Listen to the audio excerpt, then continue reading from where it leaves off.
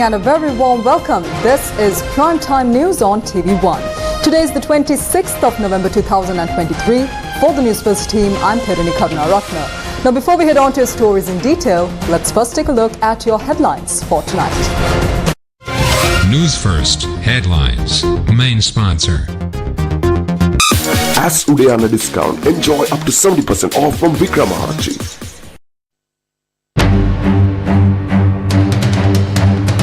Will create an export-oriented agricultural economy, a statement from the President. Decisive meeting on the IGP to be chaired by the President tomorrow. Authoritarianism of a president without a mandate of the people is creating economic and political instability, a statement from the Lawyers Collective.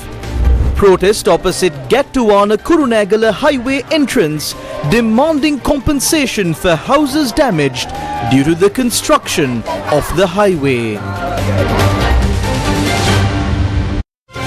Newsfirst headlines.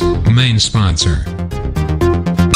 As today on a discount, enjoy up to 70% off from Vikramahachi. On to those stories in detail now. President Ranil Wickremesinghe has pledged to strengthen the agricultural economy of the country by providing farmers with freehold titles to their fields. He made this statement while speaking at an event in Nochiagama today.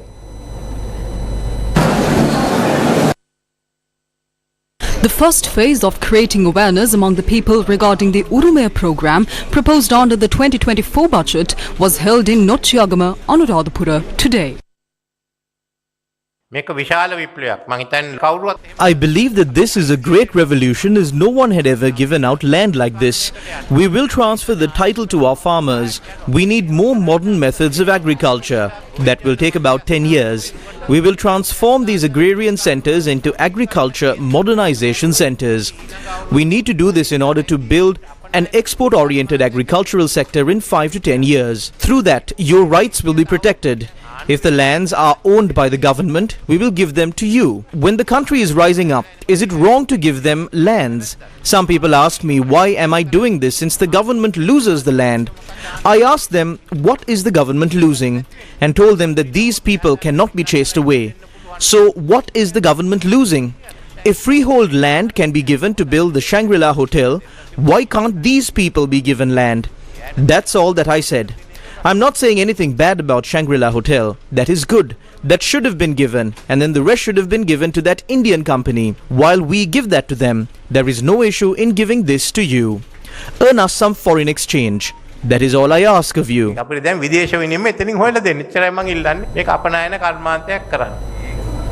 The Lawyers Collective has raised concerns regarding the recent statements made by the President regarding the Constitutional Council. The Lawyers Collective, in a statement under the title President Ranil Resists Independent Review of His Nominees to High Posts by Constitutional Council, has strongly condemned the attempt by the President to intimidate the Constitutional Council. President Ranil Wickremesinghe, speaking in Parliament recently, said that the Constitutional Council falls under the purview of the Executive. The Lawyers Collective, a group of eminent lawyers including President's Council, stressed that the President had misinterpreted facts regarding the constitutional purpose of the Constitutional Council and that the President's statement constitutes a dangerous undermining of constitutional checks and balances. The statement adds that the Constitutional Council was introduced to be a check on the President's unchecked powers in making appointments, including the Chief Justice, Inspector General of Police, Attorney General, Secretary General of Parliament and independent commissions. The President's statement in Parliament comes against a backdrop where the appointment of the IGP and an appointment to the bench of the Supreme Court has reached a stalemate. In the statement, the Lawyers Collective states that the Constitutional Council is fulfilling its obligations in refusing the reappointment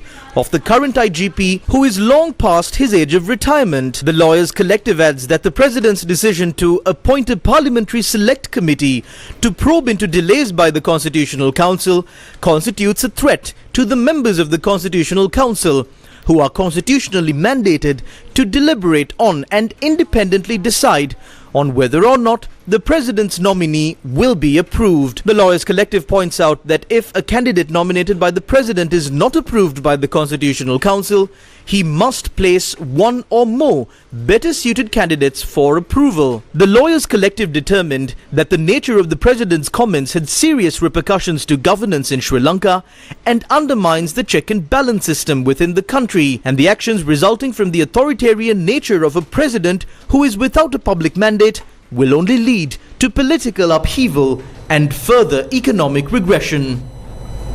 A special discussion is scheduled to be held tomorrow regarding the appointment of the new Inspector General of Police.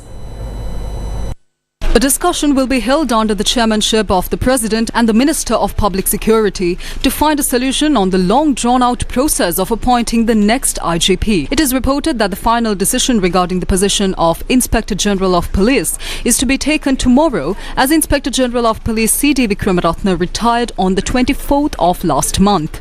The IGP's term of office was supposed to end on the 25th of March but was given service extensions on 4 occasions by the President. The final rites of the police constable who drowned in Jaila while he was attempting to arrest a suspect on the run were observed in Chavakacheri today.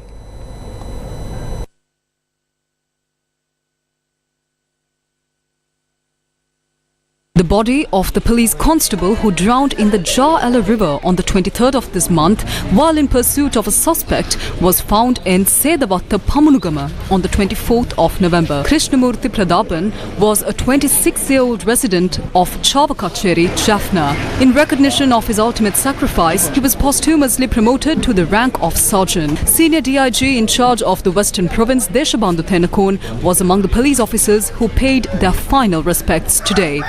All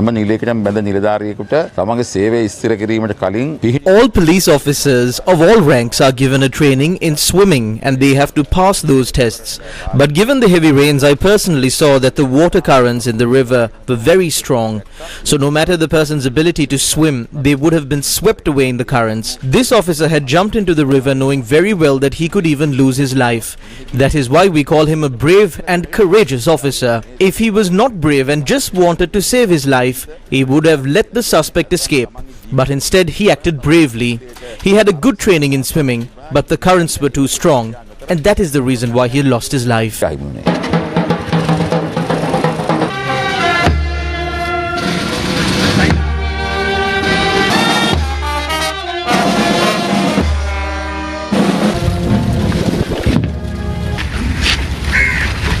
The final rites of Police Constable Krishnamurthy Pradhapan were observed at the Kannadipatti General Cemetery with full police honours. The link connecting the Bandaranaike International Airport and the International Police or Interpol broke down this afternoon. Immigration and Immigration Controller General Harsha Ilukpitiya said that the breakdown occurred due to an error in the international police system. He said that the breakdown persisted for almost an hour. Harsha Ilukpitiya said that many passengers were at the airport waiting for the system to be restored. The connection has now been restored. A protest was held in Kurunegala demanding compensation for damages caused to houses during the construction of the Central Expressway. The protesters marched from Teliyagunna, Kurunegala to the Gattuan entrance of the Central Expressway.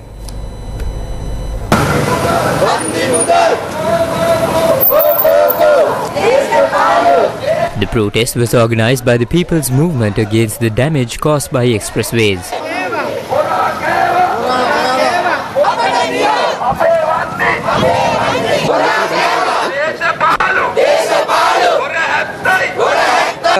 When this project began back in 2017, we informed the RDA, the Geological Survey and Mines Bureau, the Building Research Organization, the Ministry of Highways and even the President in writing that many conditions in the Environmental Impact Assessment report for the project are being violated.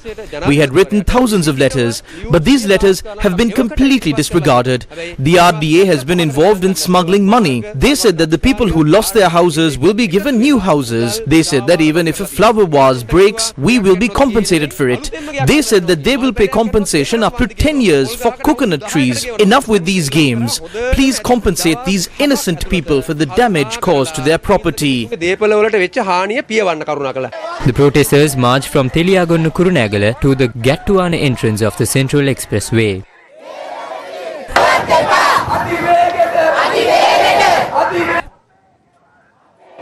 The protesters then proceeded to the Gattuwana entrance to the Central Expressway in Kurunegala and protested while blocking the entrance. Officers attached to the Kurunegala and the Dorothiyawa police arrived at the scene and spoke to the protesters.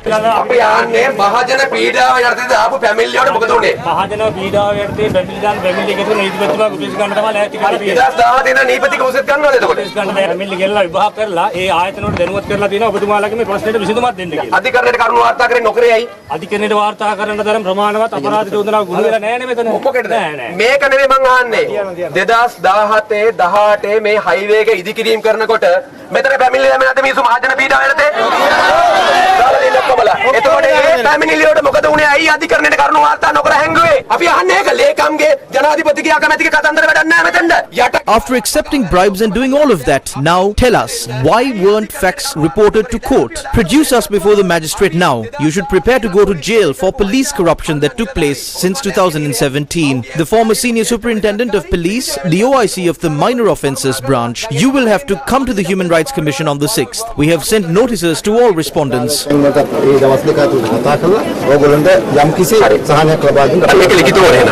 After the police gave a written undertaking that they will hold discussions with the relevant officials within 3 days, the protest was called off.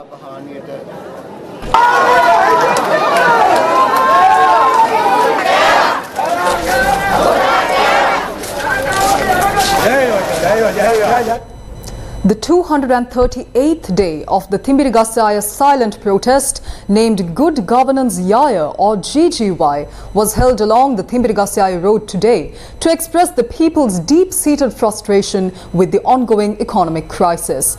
The protest dates back to the 7th of April 2022 and has been carried out on every Sunday for 238 days consecutively ever since.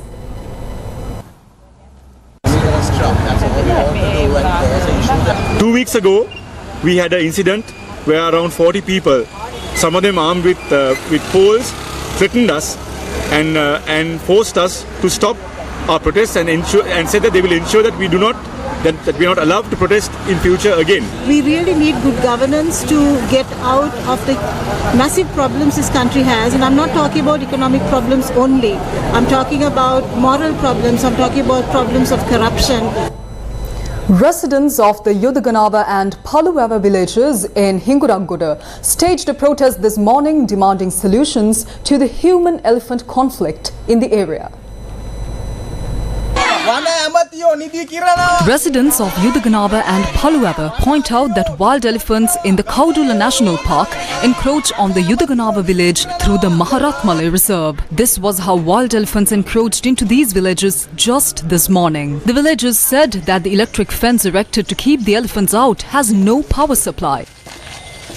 Children are unable to go to school due to the elephant attacks. So we are unable to send our child to school. We have to walk for many kilometers even to get to the junction. When we inform the officials, they tell us that there is an electric fence and that elephants cannot encroach our village. The electric fence does not have power. Just 10 days ago, a 53-year-old mother of 3 in this village had died after being attacked by a wild elephant.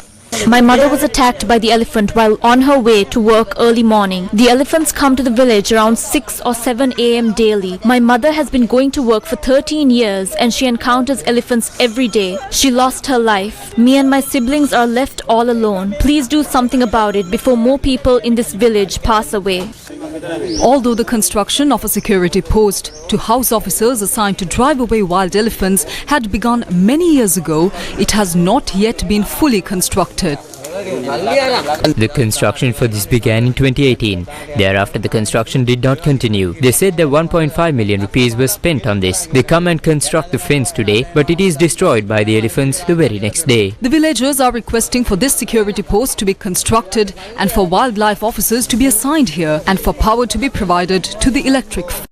Undermine that whole procurement standard practices have not been followed. So if you just look at the women who are earning a decent wage, it is less than 10% of the working age. Industry where the dollars or the foreign exchange we bring in, there is a cascading effect. Look at the revenue. So this budget is expecting almost a 45% increase in the revenue. That is particularly for Sri Lanka at this time. We have so little leeway. The People's Platform. Budget tells us what we can't afford, but it doesn't keep us from buying it. President Wickremesinghe as Finance Minister has delivered this budget under extremely difficult circumstances. The macroeconomic environment is very challenging, tough and unforgiving. Basically, this is not in relation to increase of taxes, this is not in relation to the reduction of taxes. This budget is all about collection of the taxes. The path forward for 2024 is, are we seeing a sustainable recovery or an unsustainable recovery? Have we learned nothing from our past? When you present budget, it's only a passing of phases that you would see. Face the Nation, Wednesday nights at 9:30 on TV1. The farmers.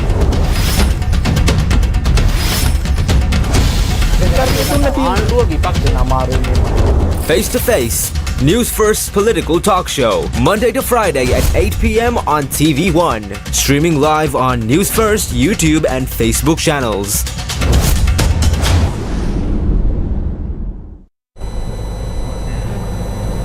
A survey conducted by Verite Research revealed that only 1/3 of Sri Lankans know about the online safety bill.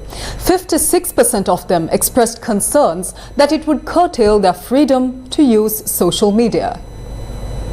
When asked, do you know about the bill introduced by the government to regulate social media behavior? 34% or 1/3 of the respondents answered yes. 56% of those who were aware of the online safety bill have expressed concern regarding the bill, saying that they believe it would reduce their freedom of using social media. 25% felt it would not make a significant difference. 19% said it would reduce the misuse of social media.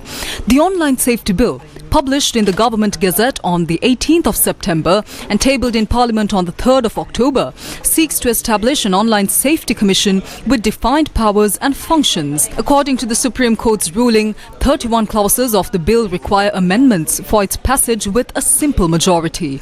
However, in its current form, a special majority of 2/3 is necessary for its approval. It has been 20 days since this phase of the Gammadda door-to-door initiative was launched. Gammadda teams travelled across the Colombo, Gampaha and Nuwara Eliya districts.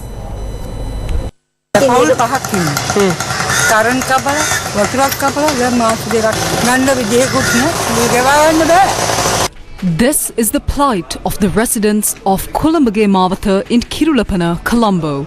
Although the popular sentiment is that people in Colombo have it all, this is the dark underbelly of Colombo. The residents of Gammadda live in fear as they are facing a threat of being evicted from the houses that they have built. Even if these people are given alternate housing, where will they be relocated to?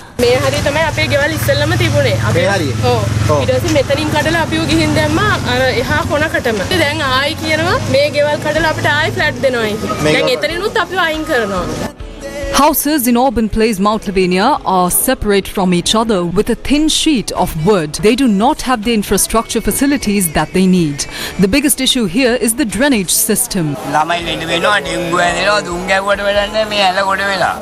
If we tell you that this is Dulapitiya in the Gampaha district, you might find it a little hard to believe. This is one of the most developed districts in Sri Lanka. However, this is the road leading up to Otarabatta in Badalgama. This area gets constantly flooded. About 30 families are severely affected by this. These people suffer a lot just to make ends meet.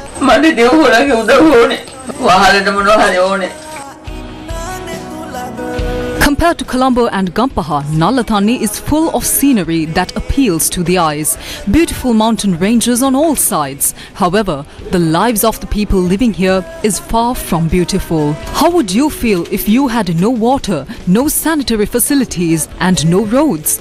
That is the plight of the people living here. But despite all of these hardships, these people only ask for one thing: a CTB bus to travel to and from their village.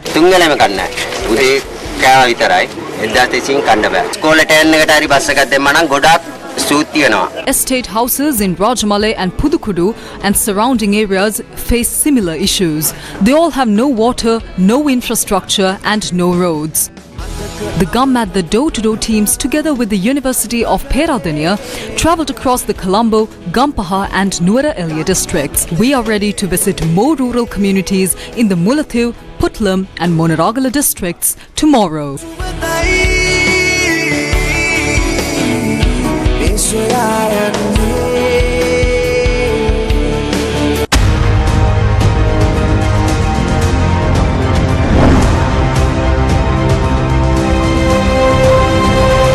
Gammadda, made in Sri Lanka. Newsfirst, with the people. Minister of Power and Energy Kanchana Vijayasekara says that the revised electricity bill will be submitted to Parliament within the next 2 weeks.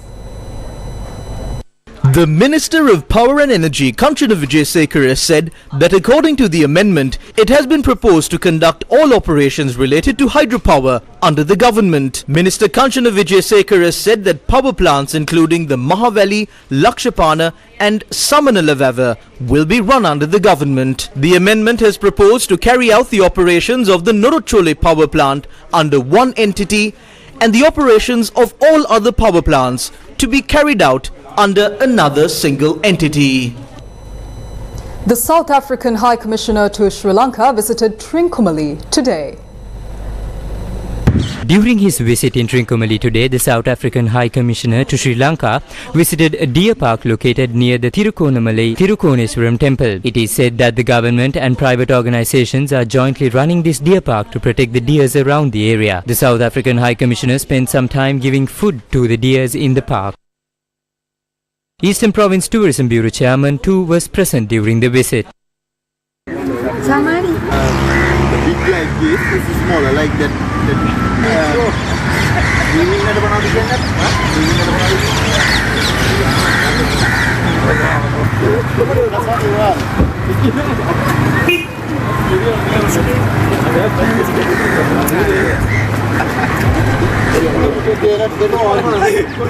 Budget tells us what we can't afford, but it doesn't keep us from buying it. President Wickremesinghe as Finance Minister has delivered this budget under extremely difficult circumstances. The macroeconomic environment is very challenging, tough and unforgiving. Basically, this is not in relation to increase of taxes, this is not in relation to the reduction of taxes. This budget is all about collection of the taxes. The path forward for 2024 is, are we seeing a sustainable recovery or an unsustainable recovery? Have we learned nothing from our past? When you present budget, it's only a passing of phases that you would see. Face the Nation, Wednesday nights at 9:30 on TV1. Been undermined, that whole procurement standards practices have not been followed. So if you just look at the women who are earning a decent wage, it is less than 10% of the working age. Industry where the dollars or the foreign exchange we bring in, there is a cascading effect. Look at the revenue. So this budget is expecting almost a 45% increase in the revenue. That it is particularly for Sri Lanka at this time. We have so little leeway. The People's Platform.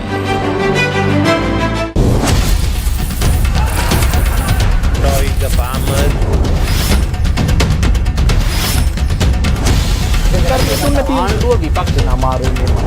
Face to Face, Newsfirst political talk show, Monday to Friday at 8 p.m. on TV1. Streaming live on Newsfirst, YouTube and Facebook channels.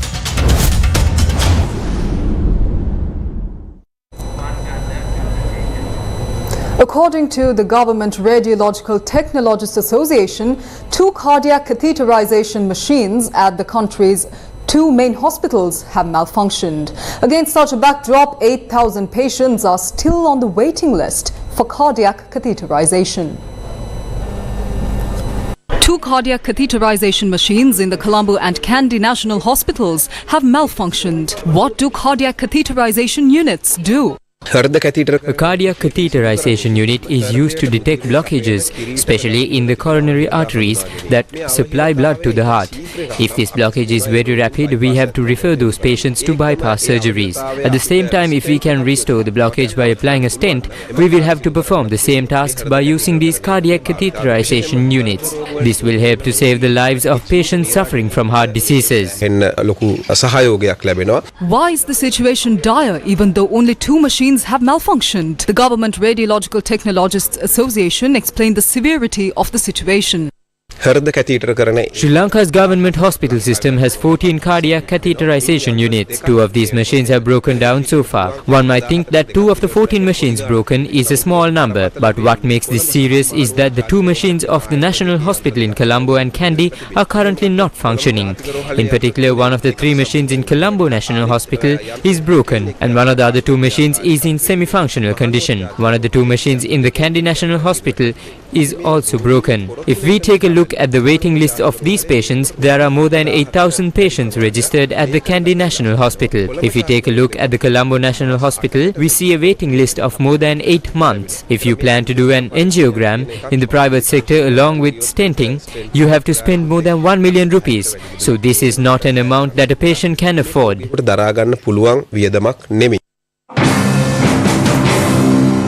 What does the Ministry of Health say about this? We made an inquiry from the Director General of Health Services, Dr. Gammadda, in this regard. He said that the catheterization machine of the Colombo National Hospital will be repaired within the next week. He also said that the broken machine in the Kandy National Hospital needs to be replaced with a new machine and that it will be replaced by the beginning of next year.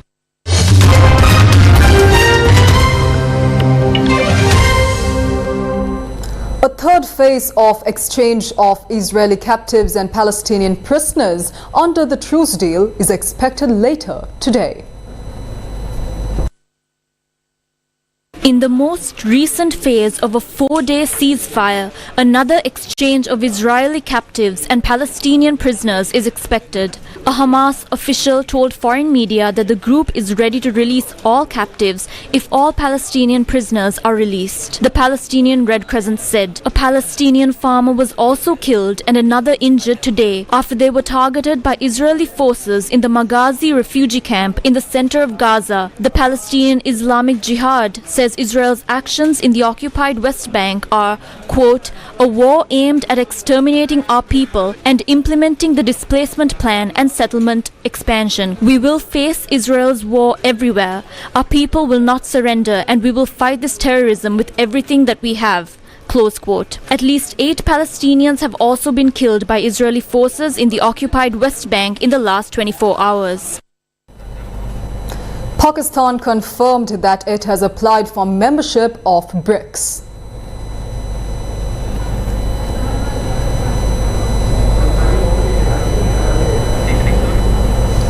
Meanwhile, rescue efforts of 41 workers trapped for 2 weeks now after a tunnel collapsed in the Indian Himalayas are likely to take much longer after a drilling machine has been damaged. Indian officials said that the rescue of 41 workers trapped in a highway tunnel in the Indian Himalayas for 2 weeks will take much longer than previously expected as rescuers resort to manual drilling due to machine failure. Government authorities in the state of Uttarakhand said that the heavy drill that was brought in to break through over 60 meters of rubble was destroyed on Friday and was being removed completely. They added that handheld power tools will need to be used to dismantle the final 10 to 15 meters of debris. Rescue efforts have been painfully slow, hampered by falling debris and repeated breakdowns of drilling machines. Ambulances are on standby and a field hospital has been prepared to receive the men when they are rescued. Taking a look back at the story concerning Pakistan, now the country confirmed that it has applied for membership of BRICS. Pakistan has formally sought membership in BRICS, which consists of Brazil, Russia, India, China and South Africa, at a time that the group is gaining status as the leading bloc of the Global South. Spokesperson for Pakistan's Foreign Ministry said on Thursday, quote, "We believe that by joining BRICS, Pakistan can play an important role in furthering international cooperation and revitalizing inclusive multilateralism. We also hope that BRICS will move forward on Pakistan's request in line with its commitment to inclusive multilateralism," close quote, while addressing a news briefing in Islamabad.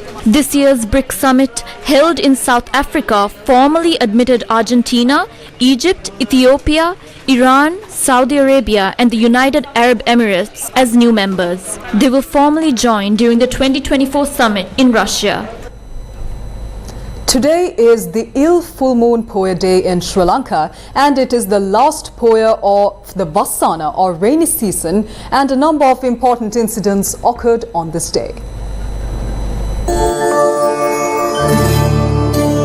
According to the chronicles, the announcement of the future Buddhahood of Maitreya Bodhisattva, the first Buddhist missionary activity by 6th Arahats, took place on full moon Poya day.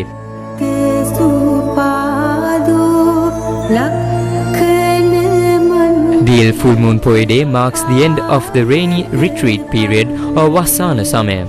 The bhikkhus assign themselves to indoors in the temples and observe bhavana, meditation and other religious activities. And Poya can be considered as the end of the rainy season.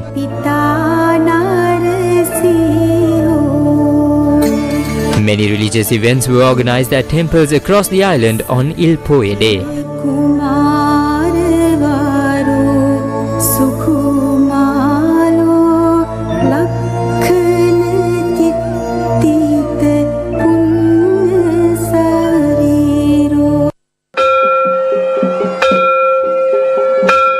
The Sirasa Namami program, organized in line with the full moon Poya day, was held centered around the Vandurala Urala Kshetrarama Purana Viharasthana. The program began after observing the 8 precepts. The rich and proud history of the Purana Viharasthana was discussed during the program. The Damsara Poya day program was then conducted by Venerable Dr. Mavaralle Baddeyatero.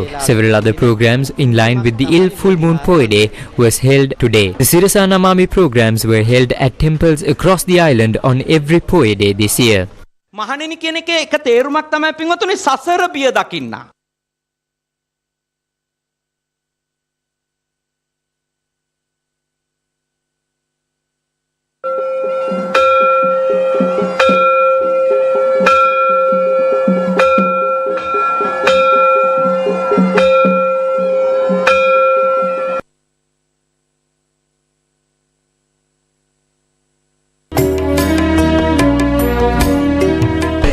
The full moon Poya day program was held at the historic Mahayangane sacred site, while the Vesak Poya day program was held centered around the Kuragala sacred site. The Poson full moon Poya day was held at the Mihintale sacred site and the Nurelia Magastura Sri Senanandarama Viharasthana. The Asala Poya day programs were conducted at the Uluboda Rajamaha Viharasthana, and the Nikini full moon Poya day programs were held at the Kandi Malvatu Mahavihara and the historic Levella Gangarama Vihara. The Binara Poya day program was conducted at the Mahayangane Purana Rajamaha Vihara. The Vap full moon Poya day programs were held at the Kadavata Sri Bimmarama Purana Viharasthana, while the Binara Poya day celebrations were held at the premises of the Mahayangane Purana Rajamaha Viharasthana.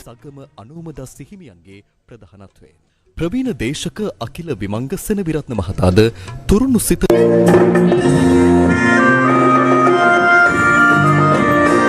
The sacred ceremony of consecrating the Mavanella Ambulugala Sri Dantapaya Rajamahavihara, which sheltered sacred Dalada relic, was held this morning. This occasion was held on the guidance of the chief incumbent of the Kurugala Rajamahavihara and the head of the Nelligala International Buddhist Center, Venerable Vaturakumbure Dhammaratana Thero. From today onwards, sacred relics of Lord Buddha will be open to the public for worship from 2 p.m. onwards till midnight at the Abulugala Sri Dantapaya temple. And that's a wrap of Primetime News for tonight. For the Newsfirst team, I'm Peruni Karuna Ratna. Thank you very much for watching. Take care and good night.